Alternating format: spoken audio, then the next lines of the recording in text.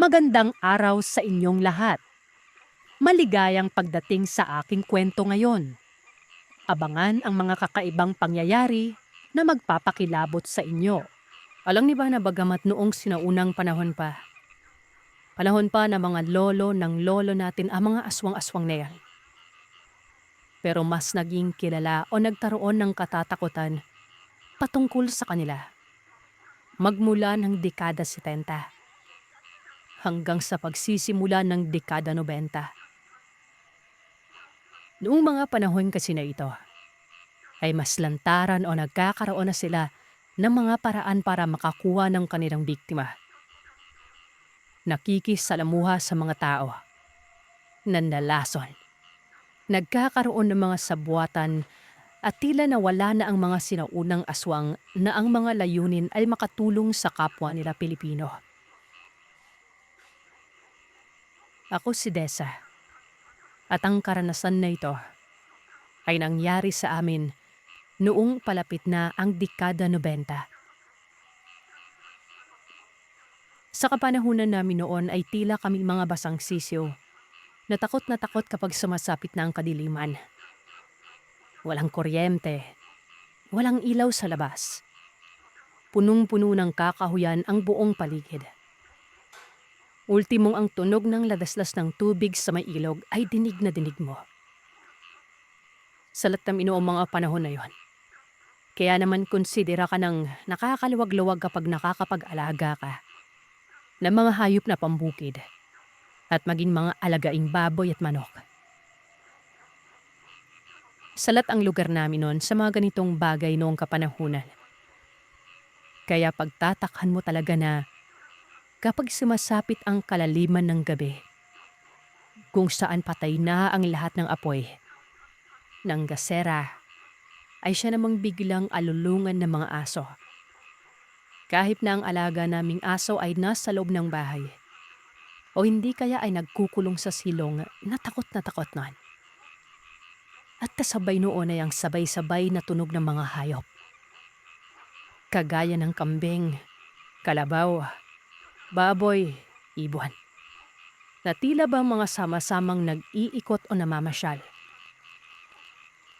Kahit na ni isa sa ganitong hayop ay hindi namin nakikita sa lugar namin kapag umaga. Dahil nga salat kaming makaalaga ng mga ganitong klaseng hayop noon. Kaya para sa amin ay hindi natural ang mga ganitong bagay. Medyo exaggerated kung pakinggan pero iba kasi ang ambience ng mga dekadang yan. Ibang-iba sa kasalukuyan. Nagkasakit noon ang aking inay na kailangan ng mga follow-up check-up sa doktor. At dahil sa medyo baga ang paa niya dahil isa sa mga naging komplikasyon ay rayuma. Hindi niya kinakayang maglakad ng 20 minutos mula sa amin papunta sa kalsada. Pansamantala kaming nakitira kay Lola kapag nakaschedule check-up siya noon. Kapag umuuwi naman ay sinasakay siya sa karo na may 2 gulong. Si tatay yung ay hila-hila noon gawa ng hindi niya talaga kaya yung maglakad ng matagalan. Bale, may 3 gabi na noon na overnight namin. Ibig sabihin ay pang 3 balik na ng aking ina sa doktor para sa check-up. Hapon noon, papunta pa lamang sila ng aking ama. Ako kasi ay nasa bahay na ni Lola. Dumediretso ako pagkatapos ng klase. Noong nakatawid na sila sa palayan, ay nakasabayan nila si Tandang Celia. Isa sa mga kapitbahay ni Lola yon. "Kamusta ka na? Abay, papunta ka na naman kila maming?" Tanong nito. Maming po ang palayaw ng lola ko. Sinagot naman ito ng aking ina na, "Opo." At naikwento nga ng Tandang Celia na palagi niyang nakikita si nanay na naroroon. Nung magmamana na si nanay, ay nagulat siya ng kasabay noon ay ang pagbulong ng matanda ng mga katagang. "Lumalala na yung sakit mo ha. Huwag mong baliwalain ha. Nangangamoy ano ka na. Ano na, Celia? Sabad ni tatay nang marinig niya ang bulong ng matanda kay nanay. Hindi na daw naituloy ng matanda ang sasabihin at nagpaalam na itong naglakad sa gitna ng kabukiran. Yang matandang yan, hindi na nga makalakad ng maayos dahil sa katandaan. Ikaw pa yung pagdidiskitahan. Sambit ni tatay noon sa aking ina. Kilala kasi ang tandang Celia na isa umanong aswang. Pero mabait ito. Kumaga hindi naman siya yung kakausapin ng aking nanay, di ba, kung talagang masama siyang tao. Minsan pa nga ay nakakatabi namin ito sa simbahan. At kung minsan ay sa may tricycle pa. Yung kapatid ko ang nakababata ay kumalong pa sa kanya dati nun. Kaso kasi, iba kasi ang pagkakasalita ni tandang Celia nung hapon na yan kaya medyo nabahala ang aking ama. Hindi naman na sila nagkaroon ng problema sa pagtaak nila sa lugar papunta kila Lola. Al pagkarating nila ay saglit lang din naman doon si tatay at umalis na rin. Nakakatayo at nakakakabang pa rin naman paunti-unti ang aking ina pero hindi pang matagalan.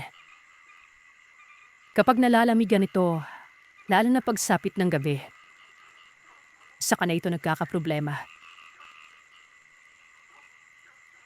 Pinag-ayos ko na ng higaan si nanay noon mga bandang 7:30 matapos kumain. Pagkatapos niya magpatunaw ay saka naman ito nagpaalam na matutulog na. Ako naman ay nanatili muna sa may balkonahe ni Lola. Nagpapalamig. Masarap kasi ang simoy ng hangin doon. Mapuno ang nakapalibot sa bahay. Mataas din ang bakod pero kita naman ang mga taong dumadaan. Ng mga oras na ito ay wala naman akong kaalam-alam na aswang si Lola Celia. Kasi bukod sa noon lang, din naman talaga kami nalagi sa bahay ni Lola ng ganun katagal. Ay wala naman itong record na nangaaswang kaya siguro ay hindi na din nagawang ikwento ng mga magulang namin sa amin. Gawa nang baka matakot lamang kami. Hanggang sa maya-maya pa, nakita ko si tandang Celia na naglalakad. Galing ito sa may kabilang bahagi ng kalsada. Pagkatapos ay tumawid ito papunta sa amin. Hindi ako pwedeng mamalik mata noon. Nang makita siyang habang papalapit ay kakaiba ang liwanag ng mata niya. Parang may sapusa ang pagbabaga noon. Tapos habang palapit ng palapit ay unti-unting nawawala ang pagbaga na yon. Tumingin lamang ito sa akin pero hindi na ito bumati o kung ano pa. Basta naglakad lamang ito. Sabi pa nga ni Lola, si tandang Celia ay nakatira sa bandang kanang bahagi na mga kabayan mula sa bahay nila Lola. Hindi ko alam yun nung makita ko siya. Kaya naman hindi na ako nagtaka nung pakaliwa siya naglakad. Sa parte na malawak na bakanting lote muna ang pagitan. Bago pa ang ibang kabayan. Sa parte kung saan ang kwartong tutulugan namin ni nanay. Hindi ko alam kung nagkataon lamang ba pero nang makalagpas na si tandang Celia, ay bigla na lamang akong nakaramdam ng pagkaantok. Hindi lamang ako. Dahil ilang segundo lamang ang nakalipas ay tinawag na ako ni Lola Maming. Pumasok na umano ako. Matutulog na daw siya. Ilak ko na ang pintuan dahil gabi na. Sinunod ko naman yon. Halos maduling-duling na ako sa antok na pumasok. Sinara ang pintuan. Papatayin ko pa lamang ang ilaw ay tunog ng hilik ng 2 tao na kagad ang narinig ko. Hilik ni Lola sa kwarto niya at hilik ni nanay sa kwarto namin. Pagkapasok ko sa kwarto namin ay napansin ko na bukas ang konti ang bintana. Gawa ng nasa isip ko ay baka hindi sinara ni nanay kasi nga masarap ang hangin. Hindi ko na lamang din ito pinakialaman. Ang kaharap naman ng bintana namin sa may labas ay puno ng kapok. Sa mga hindi nakakaalam, ito yung namumunga ng parang bulak. Pagkahiga ko, para akong hinatak sa higaan nun. Huli kong naalala ay dumapa lamang ako saglit bago mawalan ng malay. 11:00, nang makaramdam ako ng pananakit ng anit. Maya-maya pa ay napadilat ako kasi ginagalaw na yung ulo ko. Dito ay namulatan ko si nanay na sinasabunutan ako. Sabi ko, "Nay, ano ba? Ano bang problema?" Akala ko nananaginip lamang siya noon. Tapos, nanginginig siyang pinipilit magsalita. Dilat na dilat ang mga mata ni nanay noon na nakatitig sa akin. Pansin ko nakakaiba ang pamamawis niya. Kahit na napakalamig ng hangin na nagmumula sa may labas ng bintana. "Eh, Lola mo, tawagin mo si lola mo." Gusto ko pang mainis noon pero dahil sa ang unang naisip ko ay baka kung ano na ang nangyari sa kanya dahil sa sakit niya. Dahil bukod sa nandidilat ay tila ba meron siyang iniindang sakit na. Tumayo ako at bumangon. Nanginginig-nginig ang buong mukha ni nanay. Ngayon, nasa kaliwang banda ako ng higaan. May alangkanang parte ay ang pintuan. Doon banda nakahiga si nanay para mas mabilis siyang makalakad. Subalit kapag bumaba ako sa higaan ko, ay sa kaliwa ako dadaan o sa dulo ng higaan nun. At bago ako makalipat sa kabila para makalabas sa may pinto, madadaanan ko ang bintana. Noong pababa pa lamang ako ng higaan, ay ramdam ko na kaagad ang pananayo ng mga buhok ko sa batok. Yung parang may umiihip. Hindi ko alam kung bakit kahit anong gusto kong bilisan ng galaw ko. Parang napakabagal ko. Sa pagbaba ko ng higaan namin, noong palapit na ako sa bintana. Di ba, maliwanag naman yan kahit papano sa gabi. Lalo na kung walang ilaw sa loob ng bahay. Papasok at papasok ang liwanag ng buwan, di ba? Yung liwanag ng buwan doon na pumasok sa may bintana. May napapansin akong anino. Yung light lang na anino. Sa pag-iisip ko na baka puno lamang ng kapok ay tumuloy na ako sa paglalakad nun. Pero noong nakalinya na ako sa bukas na bintana, kung saan ang kabilang bahagi ng pisngi ko ay natatamaan ng liwanag ng buwan mula sa labas nun. Meron akong nahagilap ng paningin ko. Hindi ko alam. Pero parang may mali. Lalong nangate ang buhok ko sa bato. Yung tenga ko ay parang umiinit na yung ulo ko lumulutang ang pakiramdam. Isang segundo akong huminto. Lumingon. At sa pagitan ng dalawang sanga ng puno ng kapok na hindi naman madahon noong mga panahon na yon, naroroon siya. Ang isang paa niya ay nakapatong sa isang sanga. Ang isang paa ay nasa isang sanga. At ang mga kamay niya ay nakapulupot halos sa pinakadulong katawan ng punong yon. Kitang-kita ko kung paano nagwawagayway at lumulutang ang kanyang mga puting buhok sa hangin. Ang kanyang bungangang halos umabot na ng dibdib ang pagnganga. At ang mga mata niyang kasing liwanag ng mga mata ng pusa nun. Si Tandang Celia. Maski ako ay nanigas sa pagkakatayo. Kung hindi ko lang narinig ang ungol ng aking ina at maramdaman ang pagbato niya sa akin ng suklay nun, ay hindi ako nakabalik ng ulirat at hindi ako napasigaw ng, "Lola Mameng!" Mabilis lang yon. Bigla akong narinig ang pagyugyog ng higaan ni Lola sa kabilang kwarto. Pagkatapos ay tumakbo na ito sa amin. Sumilip lamang ito at nang makita niya ang nasa may puno ng kapok, ay bigla itong bumalik ng sala. At pagpasok sa kwarto ay meron na itong dalang itak. Sa pagkakatanda ko ay sumisigaw siya ng kaparehas ng sigaw ng mga nakaranas ng mga sender mo. Habang tinututok niya ang itak doon banda sa puno ng kapok na yon. Hayop ka, Celia! Andyan lang yung bahay mo sa kabila pero gumanyan-ganyan ka pa dito? Buwaba ka dito nang makita mo, hinahanap mong babae ka. Kaping-tapi lang ano mo kapag talagang nakakaamoy ka ng may sakit, no? Hindi natinag ang tandang Celia sa tinuran na yon ni Lola. Pero nang dumungaw na si Lola sa bintana at sumigaw ng sumigaw sa mga kalapit-bahay nun. Walang kaabog-abog na mula sa taas ng puno ng kapok ay tumalon ng matanda papunta sa bakanting lote.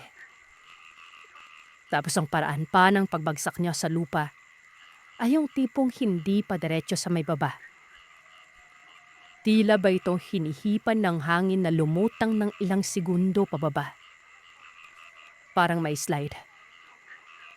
Ayon pa sa aking ina, nagising siya dahil lamig na lamig siya ng gabing yon.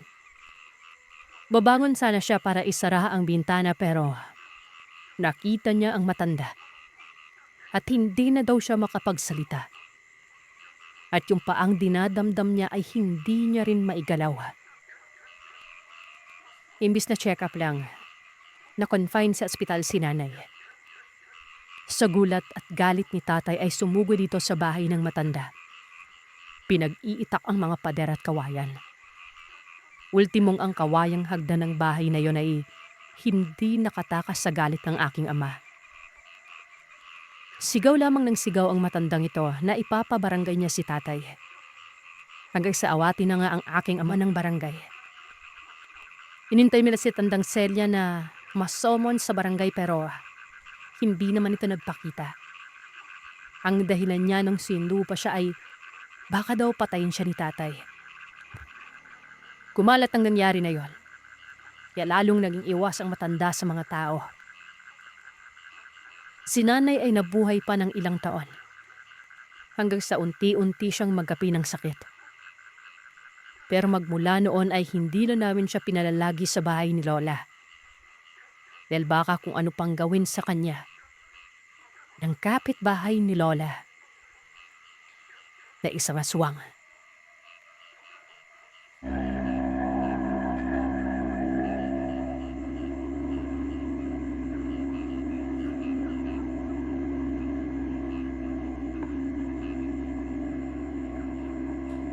Ako po si Tess, taga-probinsya ng Antique. Pang-7 sa 8 magkakapatid. Bunso sa babae. 2 taon pa lamang ako at 5 buwan na manubunso naming kapatid nang mamatay ang papa namin. 26 years old na ako ngayon. May asawa. 1 taong kasal na sa susunod na buwan. Wala pa kaming anak ng asawa ko pero sana ngayong taon ay magkakaroon na. Nung mag-grade 4 ako, sa isa kong kuya ko nakatira dahil sa bayan siya. At doon na din sila nakatira ng napangasawa niya. Tawagin niyo na lamang po ang kuya ko kay Nico. May 4 silang anak, 2 lalaki at 2 babae. Walang permanenteng trabaho. Yung asawa niya naman ay tawagin na lamang natin sa pangalang Tintin. Habang nasa eskwelahan ako, may isang matandang babae ang dumaan na nagtitinda ng ice candy noon. Bibili sana ako kaya lang ay biglang hinawakan ng kaklase ko ang kamay ko. Sabay sabing mamaya na dahil baka malate pa kami noon. Kaya wala akong nagawa kundi magpahila sa kanya. Pagdating namin sa kwarto, ang sabi ng kaklase kong si Irene ay wag na wag umano akong bibili sa matandang yon. Ayon kasi sa sabi nila, Aswang daw ito. Siya si Aling Martanya. Tinawanan ko na lamang siya sabay sabing, "Sira ka talaga. Mukha namang mabait." Isang araw ay dumating si nanay. Dinalaw kami gawa na hindi na umano ako nakakauwi sa amin ng inang buwan. Hindi pa naman nauso yung cellphone nun. You never be a nun at a slave. Biglang umiyak ang pamangkin kong si Nia. Yung bunso. Ako yung atabi niya. Hindi pa kami tulog ginanay nun. Kasabay ng pag-iyak niya ay meron kaming narinig na piktik. Tapos tunog ng parang manok. Wala namang manok sa bahay namin nun. Sabi ko ay nanay, baka kapitbahay ng kako. Maya-maya pa ay may naririnig na kaning kumakaluspos sa bubungan. Ang mubong nila kuya ay gawa lamang sa pawid nun. Jipang-kipa namin ninalay yung parang may kung anong naglalakad sa bubong. Gawa nung lumulim do talaga yung bubungan na yun. Iyak binaniyak si Nia nun. Kaya sabi ni Nalay sa kuya ko, "Nigo, tusukin mo ayang ko anumang naglalakad dyan sa bubong. Bakit ba pinapaiyak ni yung bata?" Bumamon si kuya, pinanap yung itak sa kusina. Sabi pa nito ay, "Hinperi mo ako peste ka." Pero bago pa man maitusok ni kuya sa may bubuan ng itak niya, bigla na lamang may tumalon sa likod ng bahay. Hinanap ito ni kuya pero wala na siyang lakiperon. Pagkatapos doon ay biglang tumahan ng pamangkin ko pero nilalagnat na ito. Hindi na kami nakatulog hanggang magumaga. Baka kasi bumalik pa yon. Kinabukasan ay nilaglag pa rin si Mia. Yunidot lamang iting inalay at pinainom ng damot. Bandang alauna ng hapon habang nakaupo ako sa labas ng bahay, habang kalom ko si Nia nun. At nanonood ang mga kapitbahay namin naglalaro ng brala. Kasi may papag na ginawa si kuya para tambay ang tling tanghali, nakarugto lamang mismo ng bahay. Biglang duwating ang matandang si Aling Martanya. May dalang gulay na pinitinda. Hindi ko alam kung bakit siya nakarating sa bahay. Hindi ko alam kung saang barangay siya nakapira. Pero ang pagkakaalam ko, Sir Seth, hindi siya taga doon sa lugar nila kuya. Andiyan ba si Pingpim? May kinuha kasi siya sa akin at damit eh. Hindi pa nababayaran. 1 buwan na mahigit yun eh. Pero ang mata niya, Sir Seth, nasa pamangkin ko si Nia na nagtulog. 1 taon at kalahati pa lamang doon si Mia. Wala po dito si Apitin. Nasa Maynila po. Si kuya naman po nasa trabaho niya. Mamayang gabi pa po yung uwi nun. Sabot ko. Wala bang binirin si Tinkin sa inyo? Tanong niya. Wala ho, pasensya na po. Sasabihin ko na naman po sa kanila na pumunta kayo. Biglang sumagot ang matanda. Sige, mabalik ako. Kinagabihan nun. Pagkatapos naming magkapunan, ayun na naman. Iyak na naman ang iyak si Mia. Ayaw dumebi sa bote niya. Basta iyak lang siya ng iyak. Binagyan ni nanay ng luya at bawang yung damit niya. Medyo tumahan naman kaya pumikip na kami ni nanay nun. Sila kuya at ang 3 kong pamangkin ay sa kabilang kwarto. Tanong 3 naman nila nanay ay sa kabilang kwarto. Walang pintuan. Kita ang kusina. Iyak ng iyak ulit si Mia nun. Pakiramdam ni nanay ay may matam na kapingin sa amin kaya dahan-dahan siyang dumilat at diretso tumingin sa may kusina. Sa pastang lababo ay may butas doon. Plastic bag lamang ang pangtakip. Para ba pag umulan at tumanggi ay hindi papasok ang ulan noon. Doon dumiretso ang tingin ni nanay. At kitang-kita niya kung sino ang tunitingin sa amin noon.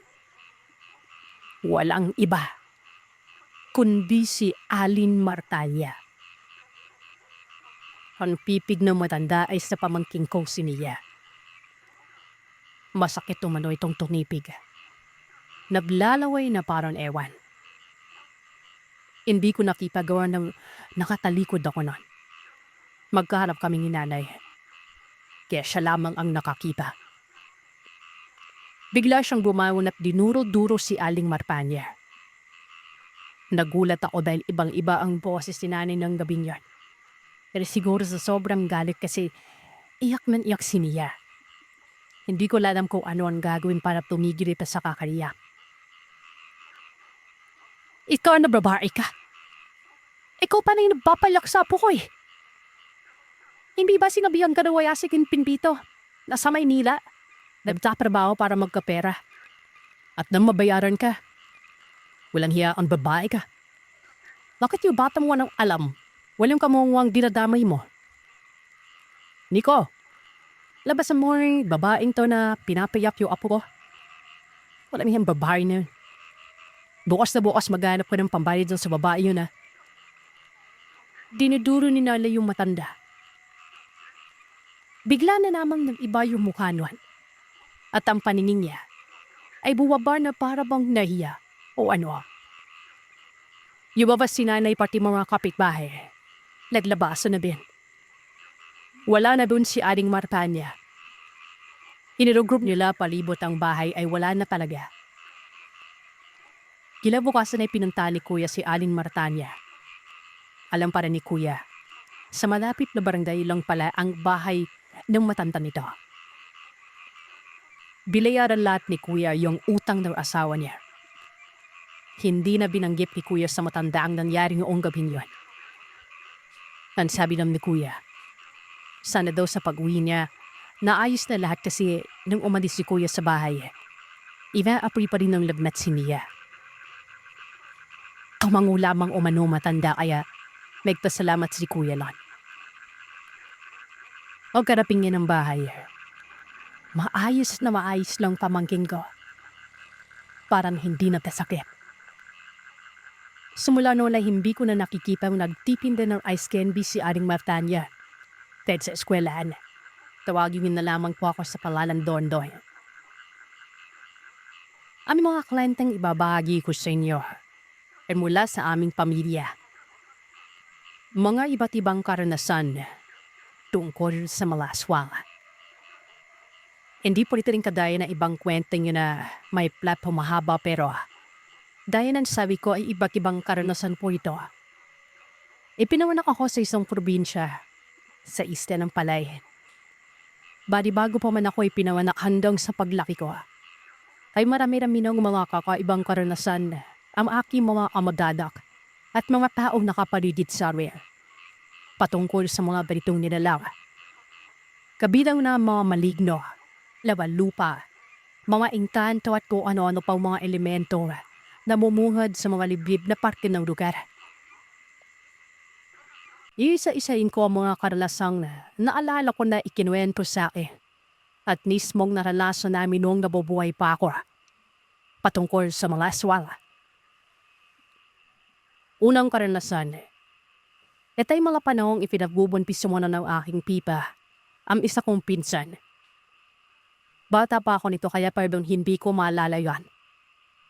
Ayon sa pita ko, dapat hapon hindi nga umanawapigilang dalawin ng antok nung magwawalong buwan ng tiyan niya. At sa tuwing makakapaluk siya, ay lagi nang napapanaginipan ng isang matandang babaeng palaging nakatayo at nakadungaw sa may papat ng bahay nila sa loob mismo ng bakuran. Inaalok ko man na siya ng isda sa panagilip. At sa tuwing tumapandi si Pipa ay nanlilisik kumado ang mga mata ng matanda nito. Tapos ay yung isdang halok ng matanda na inaabot kay Pipa nan. Papanagpalag gumano at bigla na lamang itong magbabagong anyo na nagiging maliit na sanggoy. Umiiyak ito. Magjijisin si Pita noon na parang madudumi. Pero wala naman itong nailalabas kapag pupunta ng banyo. May mga pagkakataon din, Sir Seth, ang napapanaginipan naman ni Pipa ay naglalakad umano siya sa papagnon. Tapos ay gapakabilim ng paligid. Kahit saan siya luwinon. Tapos ay makakanig siya ng tawa ng isang matanda at sinasabi niya, "Akin ang anak mo. Uuling ko siya. Bago mo pa siya maninuwali." Ang mangyayari ay iwasan umano ni Pita sa panaginip niyang boses pero pagpalingon niya sa inaapakan niya. Makikita niya andun ang matanda sa ilalim ng silo. Nakatulala at nakapitig sa kanya.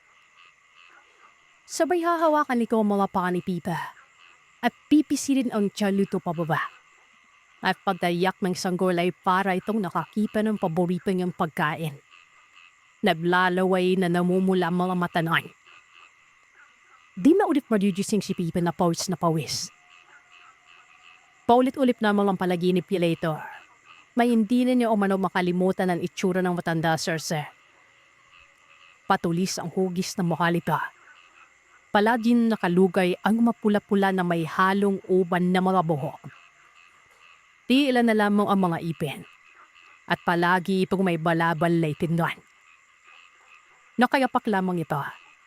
Dinsalay pula ang mga mata. Dinsan berbe. Hindi naman nagpapabaya si Tito sa pagladay ng proteksyon kay Tita para makasiguradong hindi matutuluyang maaswang ang batas sa sinapupunan niya. Madaling araw nang ipinawanak ni Tita ang pinsan ko. Pero noong gabi daw na yon, ay may hindi inaasahang diresipe sa kanya. Bago pa man niya mainiwalip ang pinsan ko na ito. Si Tita na nakaringkwento po Sir Sen. Sinabi niya na lamang kay Tita ang karanasan na ito. Matapos niya nga pamanak ang pinsan ko. Ayon sa kwento, nakatulog umano noon si Tita ng maaga dahil sa nararamdaman niya na yung pakutoy na pinatawag sa amin. Hindi ko alam kung anong tawag sa pakutoy sa Tagalog pero ito'y medyo maganaw na yung bata sa tiyan at gustong-gusto na lumabas doon. Sa sobrang pagod pipita, nakaidit na ito. Lumawa panahon na yon, ay ang isa kong pinsan sa isa ko mang tita ang nagbabantay sa pita ko. Dahil ang isa ko pang pipa na yon, ay hinusundo ang paltera noon ako mapapaanak. Samantalang ang pipa ko ay pumunta sa bahay nila Lola at Lolo para humiram ng mga tuwalya na malinis at mga kalderong gagamiting papakunuan ng tubig noon.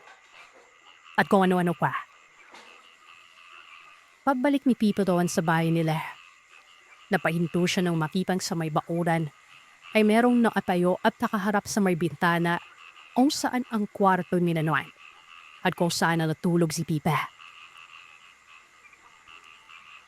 Sa ilawan ng labas ng bahay, kitang-kita ni Pipa na mamula-mula ang buhok ng matanda. May uban.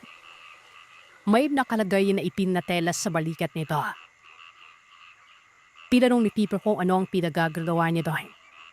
Ang sabak lamang ito, siya daw ang magpapaanak sa tita ko. Kahit nagtatakaman kung lasala sina tita la sumundo sa pagterang ito, bakit iniway ta sa may labas doon? Niyaya niya itong pumasok. Mabuti na lamang umano at sumalubong sa pintuan ng mga aso nilang nasa loob ng bahay doon. Inaangilan umano ang matandang to. Taang-taka naman si Tito. Gawa ng hindi naman agresibo ang mga aso na ito Mababait ito. At ito ang kauna-unahang beses na digil silang naglalaway na umaangin habang nakatitig sa matandang yan. Nakaharang ang mga ito sa pintuan. At nang ilapitan ni Pito ay uliyak-iyak ang mga ito. At maya-maya pa ay bumaling na naman sa matanda. At kumahula mo yon. Sabyat lamang daw na hinatak ni Tito ang mga aso. At sinabihan ng isa ko pang pinsan na nagbabantay nga tulungan siyang hatakin. At itali muna sa silong ang mga aso, Sir Seth. Pero ganun na lamang umano ang gulat nila. Naubigla na lamang silang nakarinig ng pagsampa ng isang mabigat na bagay sa may bandang bubuan sa tapat mismo ng pintuan. At nang tingnan niya ang nagpakilala ni si Portorera, wala na ito dun sa tapat ng pinto, Sir Seth. Noona, naisip ni Pipo na baka umatras lamang ito dahil sa mga aso. Kaya naman nung saluhin ng pinsan ko ang mga aso ay lumabas ito si Tito para silipin ang matanda. Eh di ba sir, wala lang bantay si Pipa noon sa taas kasi umayos na yung pinsan ko para tingnan ng mga aso. Kaya naman laking gulat ni Tito nang makitang sa bintala. Andun ang matanda. Nakaapak ito sa may maliit na espasyo ng awalan. Nakaapak ito sa dalawang kawayan naman na nasa taas ng bintana. Ay parang silusubukan nito buksan yon. Nang tanungin ng aking Pito o ano ang ginagawa liban, bigla ba naman itong lumingon kay Pipo na parang naliligas ang buong mukha niya. Laminimik. At sa maniwala man kayo o sa hindi Sir Seth, yung laway niya po ay nakalaylay mula sa bibig niya hanggang sa bandang dibdib nito. Doon bikit pa ito sa padernan. Ang unang nakuha ni Tito noon ay ang panako niya sa ilalim ng lutuan. Hilatak niya ito at salay papanghagip doon sa nilalang pero huwag ta. Bigla umanong gumapang ang nilalang pababa ng pader at may makaapak ang mga panito sa lupa. Habang ang mga kamay ay nakadipa pa rin sa padernan. Naging isa itong kambing. Napatunalao mo na si Pito nun at sumigaw ito ng demonyo. Sabay-sabi sa pinsan ko na bubalik sa pagkakaakyat at paawalan ng mga aso nun.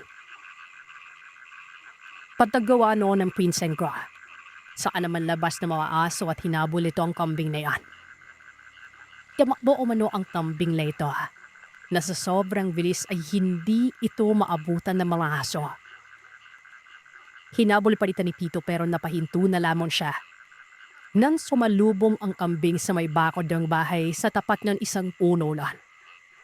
Bigla na lamang ito umakyat. Wala itong kahirap-hirap na umakyat doon sa puno bago ito nawala sa bilim.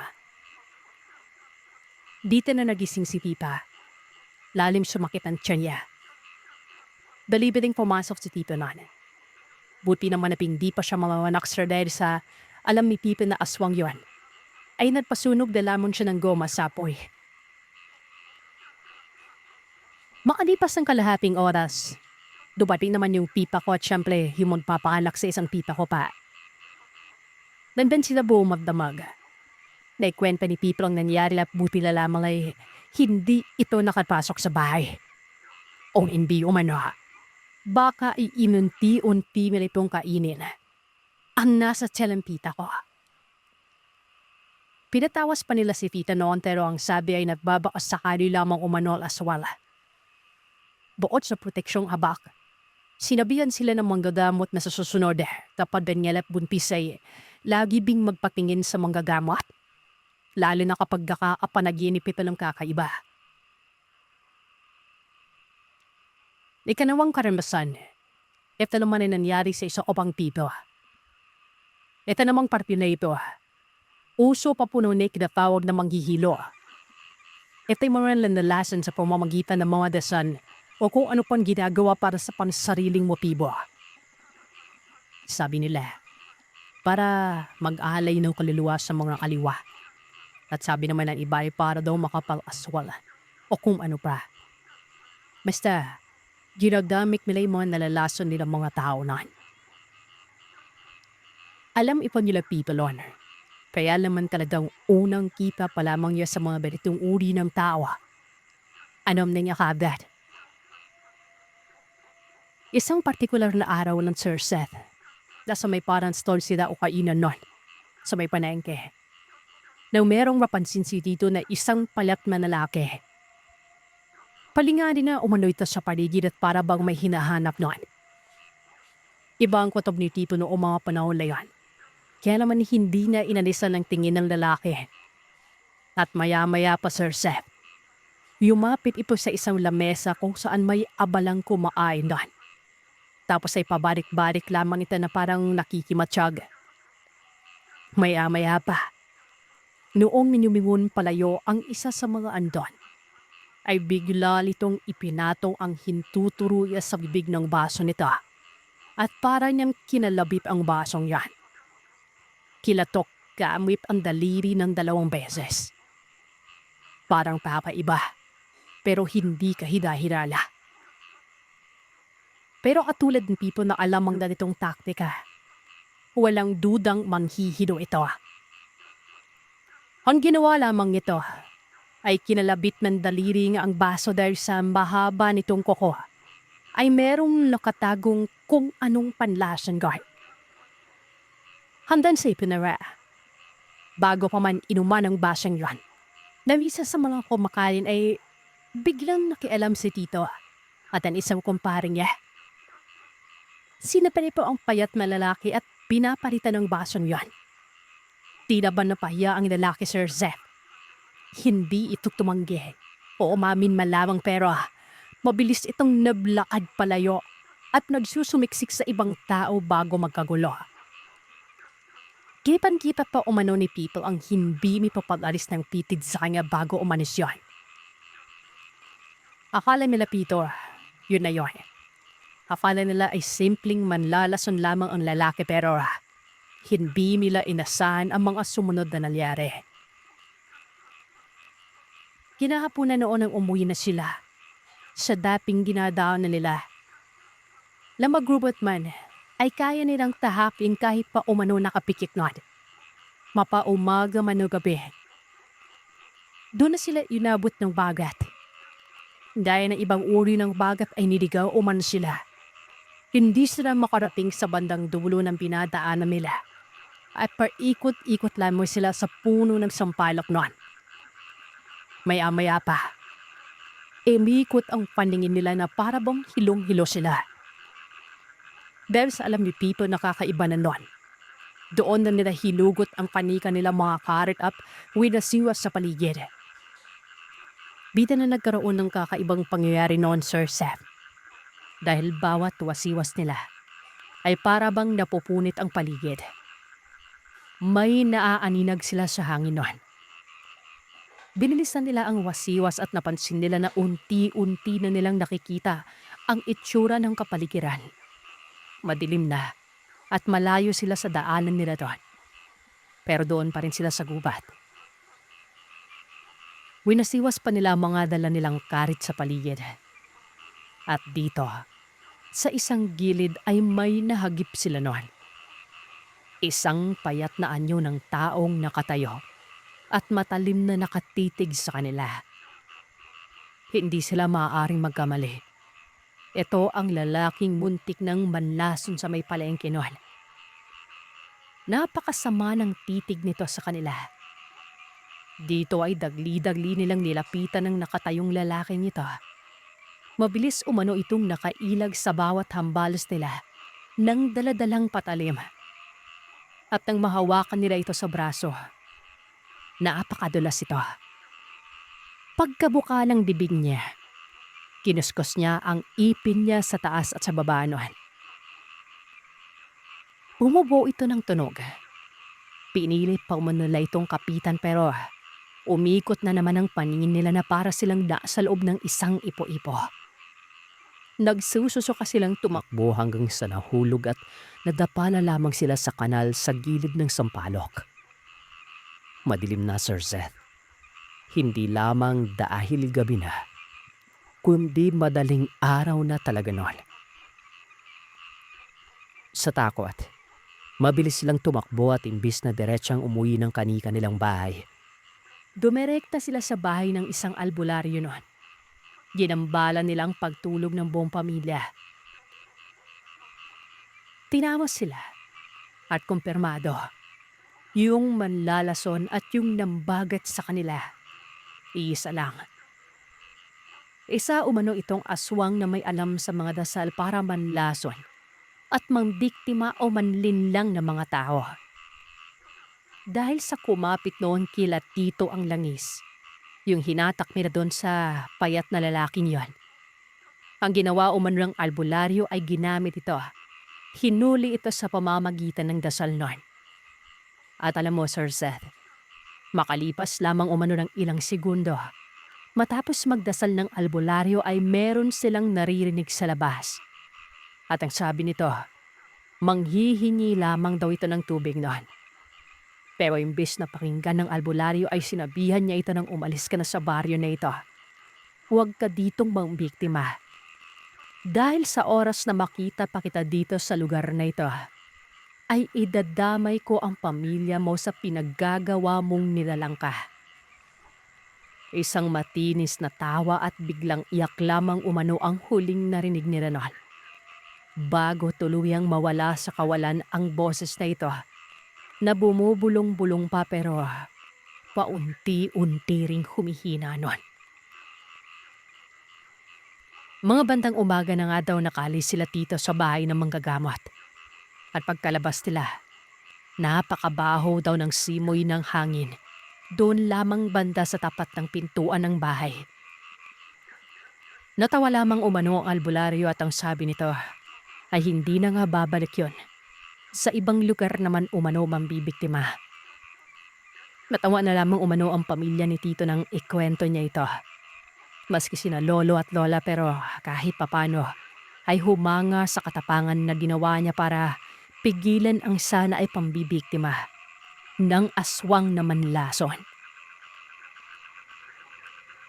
Etong panghuling karanasan naman ay nangyari mismo sa amin. Siguro para sa ating matatanda ay hindi ito gaano ka nakakatakot pero ito yung talagang nagpatrauma sa akin noong kabataan ko. Nasa 8 taong gulang ako noon, pagkakatanda ko. Nangpunta kami ng aking nanay sa isang tita na kapatid ni tatay ko. Dahil nagkaroon ng problema ang mga magulang ko sa isa't isa noong mga panahon na ito. Medyo may kalayuan noon. Hindi pa umuwi si tatay kaya hinanap ito ni nanay. At dahil sa wala akong kasama noong mga panahon na yon, ay bitbit niya akong pumunta doon. Medyo lutang at lito ang pag-iisip noon ng aking ina. Kaya naman kahit na pahapon na, ay paroon at paripo pa rin kami. Sinabihan na kami ni tita noon na wag nang umuwi dahil sa gabi na. Pero sabi ni nanay, baka daw umuwi na si tatay. Kaya naman daw namin na umuwi noon, Sir Seth. Kaya wala daw dapat ipag-alala si Pino noon. Noong mga panahon na ito, ay may bantog na aswang sa lugar ni Pipa pero hindi rin gaman binito ang iniisip nilang kung ano noon. Tsaka isa pa, hindi din kami mapid ni Pita dahil sa may sakit ang asawa niya noon. Naglalakad na kami noon. Yumagpas na kami sa labas ng barangay at walaan na kaming makipel kung anong kabayan mula doon. Mga talog ng kuliglig, tapahimikan. At dahil sa hindi pa mapolusyon ay kipan-kipan mo talaga yung mga aritap-tap. Kaya naman lumaos ang kabog ng didid ko. Na maramdamang humigpit ang ahapit ng aking ina sa akin. Bigla na lamang nawala ang tingog ng mga kuliglip sa paligid. Uwitin mo ang liwanag ng kulisap. Wala. Tapos ay bigla na lamang naging mainit ang hangin sa paligid nun. Nalamoy na bubula. Walang ano-ano. Nilipat ako ng aking ina sa kabilang parpinga. At doon, Sir Seth. Nagulat ako nang may bigla lamang lumitaw na isang matandang babae sa aming harapan. Ininahan ni Trinali ng babi noon. Magandang gabi. Gabing-gabi na. Anong pa pong ginagawa niyo sa labas? Ay, sagot ba naman ng matanda, Sir Seth? Nagugutom ako. Naghahanap ako ng makakain. Kahit nasarabi na ipindahan doon. Sabay palipalipong naglakad. At nang makalabas, hindi na ako hinayaang iwingon ng aking ina. Halos buhapi na niya ako sa bilis ng lakad niya at higpit ng pagkakakapit niya sa akin. Yun pala, Sir Seth. Kilala din pala ni Nala yung matanda na doon na sa lugar ni Napita. Yun lang pinutukoy nga bantog na aswanggan. Patakbulakad na kami ngan. Hindi ako mabuhat inalay dahil malaki akong bata. Pagkasapit namin sa may bandang mabato na daan, napakalakas na wakwak at nasabay ng tiktik ang naririnig namin nun.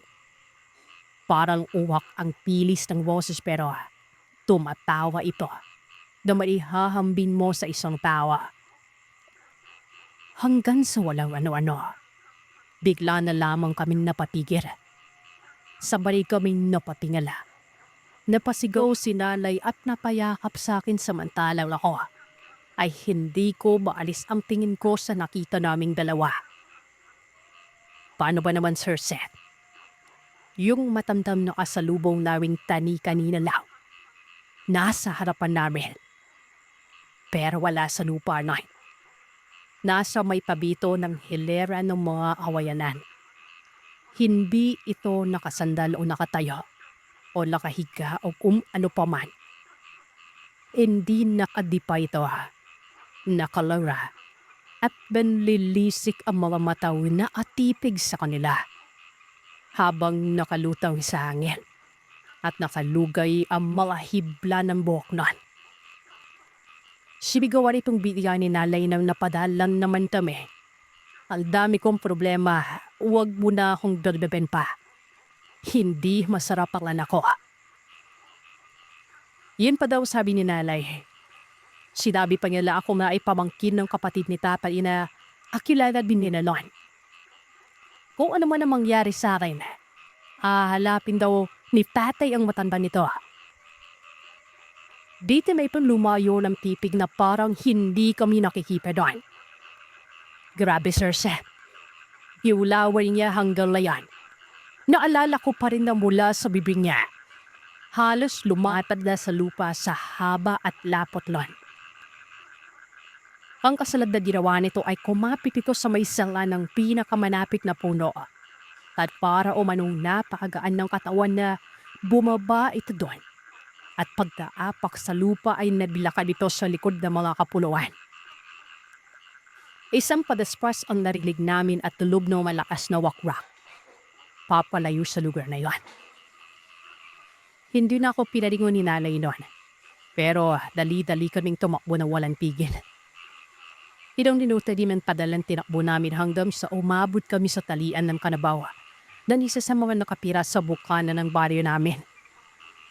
Pinatroma o noon. Hindi pa na ako pinatulog yung buong magdamag. Pati si Nanay napuyat at ikinuwento ata sa buong baranday ang karanasan namin na iwan. Ay sabi, yung pronta daw ni Tatay yung matanda noong okay na sila ni Nanay. Humingi naman ng tawad ang matanda. At sinabi nito na iniwasan naman daw nito ang plano na kung ano man dahil. Gutom siya, pero hindi daw siya papayguto. Itago mo na lamang ako sa pangalang ito bilang paborito ko talagang pangalan. Itong kwento na ibabahagi ko ay nangyari lahat noong dekada 90. Kakagraduate ko lamang noon sa kursong engineering sa isang sikat na university sa UBelt sa Manila. Bilang babae, hindi ko talaga gusto ang kurso na tinapos ko pero bilang utang na loob sa mga magulang ko na siyang may gusto ng engineering, pinilit kong aralin at tapusin ito. Bilang respeto na rin sa adoptive parents ko. Mga magulang na umampun sa akin at nagpalaki sa akin ng maayos at may takot sa Diyos. Naging adopted daughter ako ng isang may kaya sa buhay na mag-asawa. Bilang bagong graduate ako noon, sinurpresa ako ng mami at daddy ko ng isang graduation gift. Trip po ito sa isang kilalang lugar na hindi ko napapangalanan. 3 nights at 4 na araw sa isang hotel at resort. Tuwang-tuwa ako noon. Halos mayak ako kakatili sa sobrang tuwa at excitement. Dahil pangarap namin ng mga classmates ko noon ang makapag-swimming at travel sa sikat na beach dito sa bansa. Pero 2 linggo bago ako lumipad papunta sa lugar na yon. Ginulat ako ng tropa ko sa college na si Harold. Classmate ko si Harold sa math subject. Naging close kaming dalawa dahil naging private tutor ko siya noong nag-aaral pa kami. Hindi kasi ako mahusay dun sa subject na yon. Kaya siyang nagtiyagang nagturo sa akin ng assignment at projects ko privately. Akala niya hindi ko alam na crush niya ako. First year pa lang kami kaya pinagpilitan niya magpuro ng mga hindi ko maintindihan mga equations nun. Pero yun, nagulat na lang ako isang gabi nang dumating na lang si Harold sa bahay namin. Nakasakay sa isang bagong sasakyan nun na kulay pula. May angas pa niya akong kinindatan bago ako in-invite na mag-road trip sa kung saan mang lugar. Tinanong ko siya kung saang lugar kami pupunta nung gabi rin yun pero pinawanan niya lang ako at sinabihan na hindi niya alam kung saan kami pupunta. Pero mag-light pack na raw ako dahil nag-iintay na ang highway para sa road trip namin. Sagot niya ang lahat. Basta sumakay ako sa passenger seat ng kotse niya at sumakay sa trip niya. Sa adventure niya. Dalakwarian ako, Sir Seth. Nagustuhan ko yung salitang adventure. Kaya siguro mabilis niya akong na-convince na sumama sa kanya. Mga 7:00 ng gabi noon at abala ang mga magulang ko sa negosyo nila. Kaya hindi na ako nakapagpaalam pa. Naging pake ako ng mabilis at sumakay sa bagong kotse ni Harold. Nagmaneho si Harold ng sobrang bilis nun. Nagpasikat siya sa akin ng husta sa pagmamaneho. Nakaidlip lamang ako saglit sa traffic at pagkagising ko. Nasa maluwag na highway na kami. Tinanong ko siya kung nasaan na kami nun. Hindi niya rin umano alam, sabay tawa. Sinundan niya lang ng sinundan ng mga daan hanggang sa makarating kami sa Kawalan. Siyempre, dekada 90 pa lamang naman nun, Sir Seth. Sa inis ko ay nabatukan ko si Harold. Pero biglang humampas ang ulo ko sa dashboard ng kotse dahil sa biglaang pagpreno niya. Imbis na mag-sorry sa akin si Harold sa bara-bara driving niya, lalo pa siyang natawa. Dahil noong tulog daw ako ay marami na raw mga hayop ang biglang tumatawid sa lugar na yon. May isang puting aso umano na biglang tumawid kaya siya napapreno bigla. Basta maraming hayop umano na tumatawid. May kambing, may mga baka na hinintay niya pa umanong makatawid lahat. At mga lumilipad na malalaking ibon na kulay itim na muntikan na lang humampas sa windshield ng kotse. Kaya pala nang tingnan ko ang salamin ng kotse, medyo malabo na at madumi. Tinalakan ko sa sobrang galit si Harold. Sinabihan ko siya na magdahan-dahan pero matigas ang ulo ng tropa kong yon. Habang pinagsasabihan ko siya, mas lalo niyang pinapaharurot ang kotse niyang pula nun. Hanggang sa isang napakalaking itim na baboy ang nasagasaan namin. Napatili ako sa sobrang gulat. Ilang segundong nakatitig lamang kami ni Harold sa naningisay na itim na baboy na yon. Na humabis sa hindi kalayo ang harapan ng kotse. Nakakatakot, Sir Seth. Yung people konting kain na lawla. Para bang madiinom kasi laki na yun ng malip na kanabaw. Pinadyakan ko pa si Harold para puntahan yung kawawang baboy ramo. Inetusan ko siyang hilain ng hayop papunta sa gilid kung saan parang may gubat na daanan ng mga tao doon. Ayaw bunuba ni Harold ng kotse. Sa galit ko, sinto ko siya sa braso ng sobrang lakas. Wala min nagawa si Harold. Bumaba siya ng kotse at dahan-dahang nirapitan ng kawawang baboy ramo. Napansin namin na habang papalapit si Harold sa hayop ay umuunwal ito. Papunta sa atumay na parang boss ng tao. Ang iyak nito. Ang nagpatayo ng balahibo ko. Ilalo akong kinilabutan lang kusan mamatay ang headlight ng kotse. Nagbirim ang buong highway. Kamigal ang kotse naroroon ng gabi niya. Pagtingin ko sa relo. 12:00. Walang buwan at nakabituin sa langit. Kaya sobrang biring talaga. Sinabihan ko si Harold na wag gumalaw at sisimbihan ko ang headlights.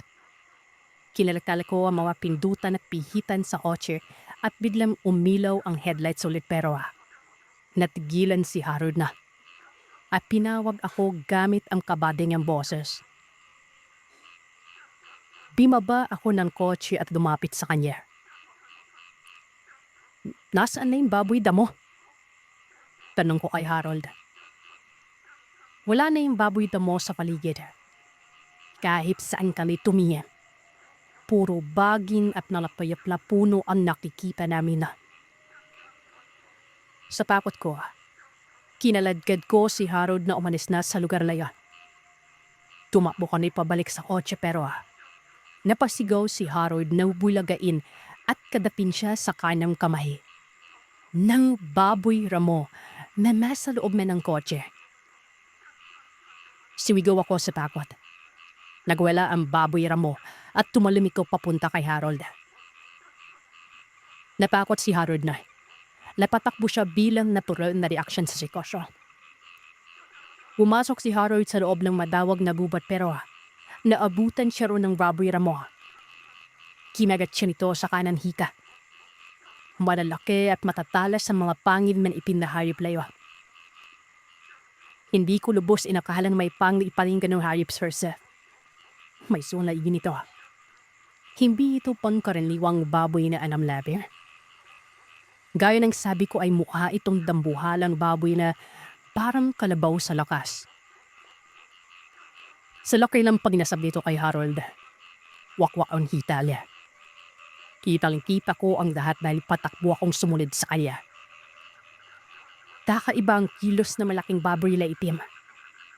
Para itong gutom na butong. Ayaw niting lubayal ang hisbali, Harold. Nakakita ako ng malaking kahoy na patusok ang dulo. Sinibat ko sa bandang puwita ng baboy damo. Umatumal at lanihit ang baboy. Bago ito tumakbo sa bilima na mas mabilis pa sa aso. Hindi normal ang baboy ramo na nakainkwentro namin. Nakakatakot talaga ito. Humingi ako ng saplolo sa paligid. Nakaita ko ng isang kubo sa bandang looban pa ng gubat. At sa sobrang dami ng dugong nawala kay Harold ay baka ikamatay na ito lang.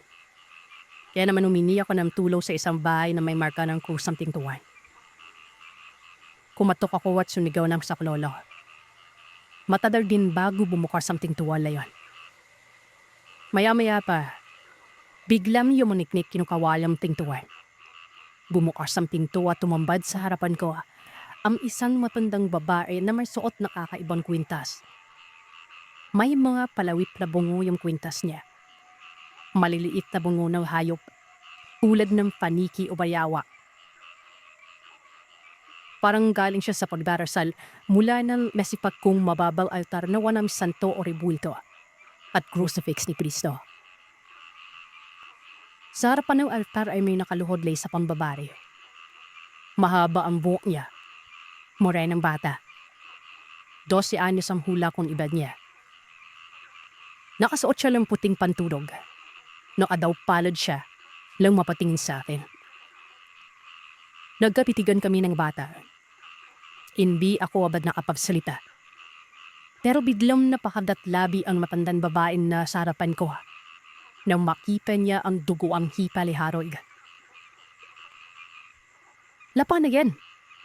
Tanong ng matandang babae na nagpakilalan Magda ang palalan. Ikikwento ko pa naman ang lahat ng nangyari sa amin ni Harold Naula. Maagaw ang pansin ko ng isang hubad na lalaking malaki ang tiyan na mabilis na tumakbo papunta sa likuran ng bahay. May sugap ito sa bandang gulugod. Naalala ko biglang sinabat kong baboy na mo kanina la. Hindi ko alam kung bakit yun ang pumasok sa isipan ko. Bigla na lang isinara ni Aling Magda al-kawayal pintuan nila. Umalis na raw kami at magpaalayo-layo dahil marami ang manong tamawo sa lugar nila. Tamawo? Agad kong tanong sa matandang babae na walang guhit ang nguso na.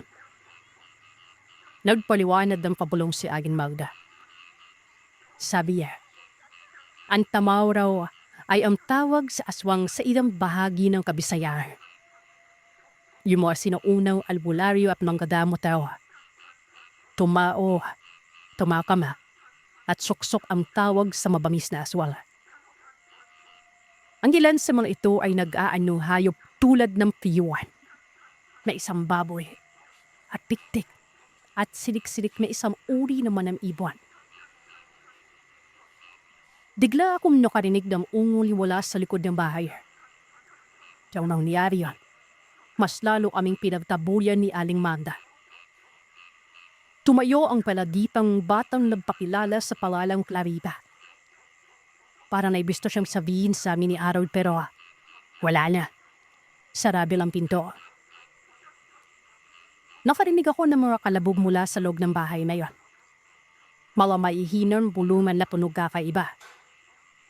Parang ni mga pusan nag-aaway sa loob ng bahay. Kinabahan na naman ako kaya sabi ko kay Harold, "Tara na, balik na lang tayo sa kotse. Maghanap tayo ng ospital." Hindi man nakapagsalita pa ang tropa kong si Harold na. Malayo-layo rin palang napasok namin sa loob ng gubat na yun. Ang nakakainis sa lahat, hindi naman namin talaga alam kung anong eksaktong probinsya yung narating namin. Sa biglaan road trip adventure namin. Mga 15 minuto bago kami nakabarit sa sasakyan niya. Mabilis ka nung sumakay. Pinilit ni Harold na imaneo yan. Men pinaandar niya yung makina ng kotse at mansing diyan niya ang headlights niya. Napamura ako sa gulat. May batang babae na nakatayo sa harapan ng kotse. Si Clarita. Yung babaeng nagdarasal sa altar sa kubo ni Aling Magda. Langinginig si Clarita nang yumapit sa sapin at kausapin ako sa bintana. "Sama ko sa inyo." Yun ang mga eksaktong salipang sinabi niya. Naramdaman mong bigla na narabang hindi siya ligtas sa bahay nila. Yung parang tumakas lang siya. Kinilabutan kami ni Harold na magsabi ang bata na hindi niya kilala ang matandang babae at ang asawa nito. Ipinanong namin sa bata kung saan ang bahay niya. Hindi umano niya alam. Basta ang natatandaan niya. Natitulog umano siya sa papag nila isang gabi na may dumukot sa kanang lalaki mula sa bintana. Nawalan na umano siya ng umalay pauran. At pagdising niya ay naroroon na siya sa bahay nila Aling Magda. Napaulot noo si Harold at pininan ako ng pasikreto. Sumenya siya na huwag daw namin paniwalaan yung bata niya. Pero dahil wala akong kapatid, wala akong baby sister, maniwala ako sa kwento niya. Kaya iniraban ko na isama namin ang bata sa ospital.